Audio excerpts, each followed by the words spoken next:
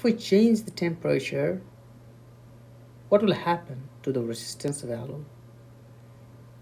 Let's say you're doing an experiment in Alaska and you try to repeat the same experiment in Odisha,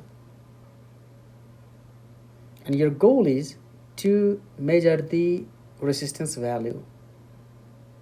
Will you be measuring exactly the same value both in Alaska or in Odisha? The short answer is no. What does that mean? That means the resistance and in fact resistivity, which is the material's property, both changes with the temperature. It is a function of temperature.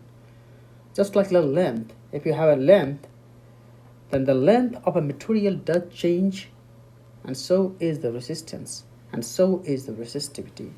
The resistivity and the resistance both are a function of temperature. But now, if you have to think about physically, how come it is changing? And I will talk about in this video here. In order to describe why the resistivity changes, I would like to give you an equation here. So this is the conductivity of a material. Sigma, as I mentioned, the sigma is the conductivity, and this is given by this equation here. N is the charge carrier density. E is the charge of the carrier. Tau, we pronounce this one as a tau, T-A-U, tau. This is the collision time or relaxation time. So what does that mean? That means when the electrons starts moving in a conductor, then it collides with another electrons. So this the time between this collision, the time between the collision is called the relaxation time or the collision time. So conductivity depends upon this time. Okay. So if we just take the resistivity, which is the reciprocal of conductivity, it will be simply given by now m divided by Ne squared tau, Ne squared over tau. So now let's think about physically what is happening. What do we see here? The resistivity.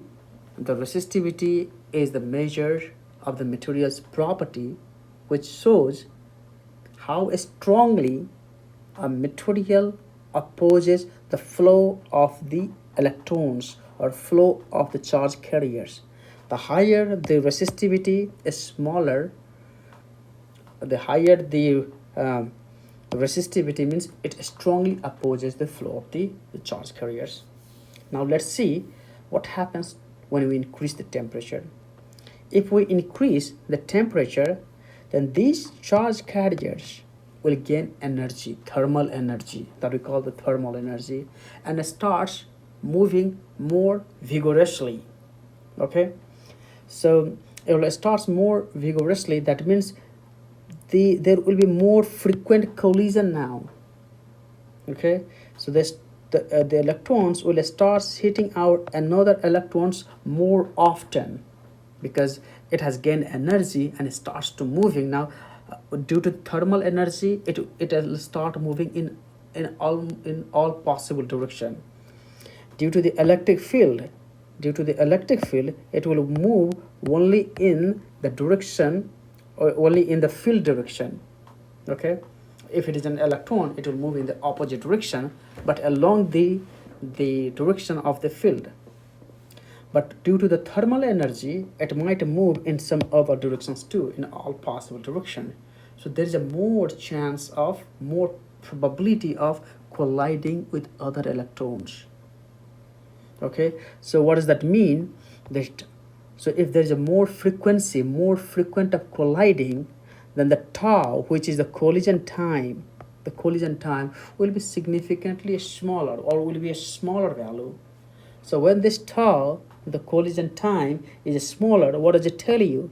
The resistivity has increased, and it makes sense because any efficient material, any efficient electrical conducting material will allow the current or the charge to flow more easily, okay, or there will be not more collision between.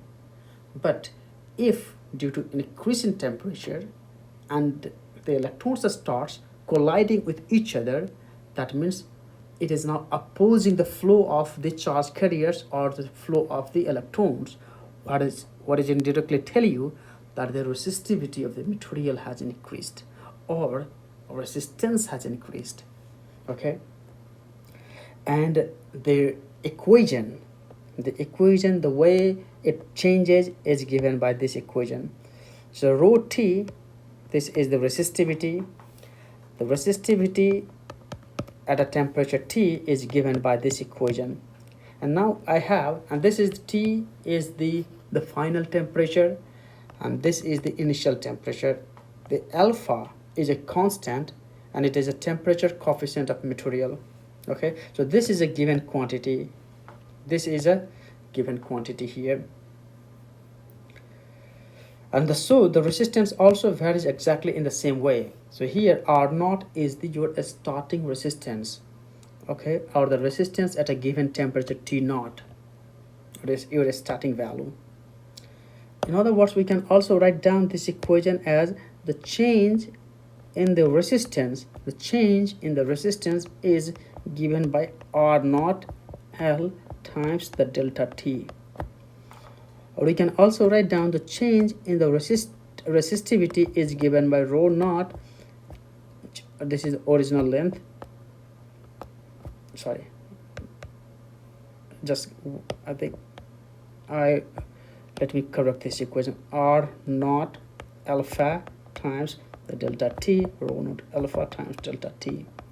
Okay, so this is the equation. Here in this equation, this one is the change in the resistance and this is the change in the resistivity. That means if we change the temperature, how much is the change in the resistivity or the resistance, and this one tells you the value of the resistance and resistivity at the given temperature. All right, so this is it from the variation of resistance and resistivity with the temperature. If you have any questions, write to me, and do not forget to like, share and subscribe the channel. Thank you very much.